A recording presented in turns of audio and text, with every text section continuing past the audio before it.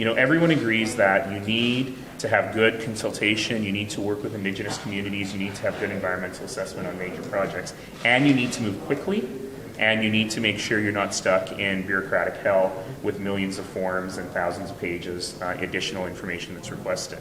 So certainly the Prime Minister believes that C-69 moves forward in achieving those objectives. I believe, and many people in the West believe, that the way it is currently drafted, it actually could make things worse.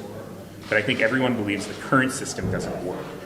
He said that he is interested in improving the system and improving C-69. That means that I will continue to be a thorn in the side to make sure that this thing works better.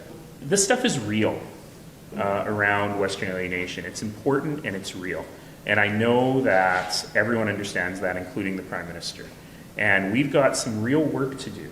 Careless words and careless thoughts and angry deeds could easily rend asunder what has taken generations to put together in this country. I think there's an openness to look at the legislation. The Prime Minister has said that. And I'll be working with my cabinet colleagues across the government that have responsibilities that impact directly on the West, and that's many. The important thing is the spirit and the attitude we bring to the task at hand. It is in Canada's interests for there to be a strong prairie.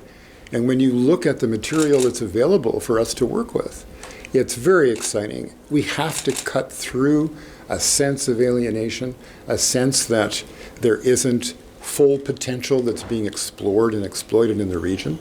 And that's the job that's in front of us. I want in, not out. That's what I want.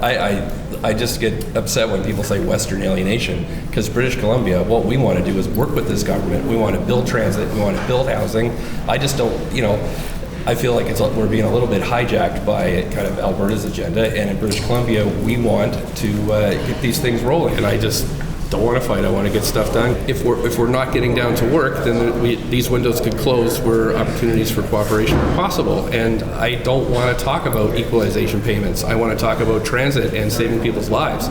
So I quite regret, not regret, but resent that somehow I'm being dragged into those conversations by the Premier of Alberta. And of course, these conversations do not come up when I'm talking to the Prime Minister, and I'm very grateful for that.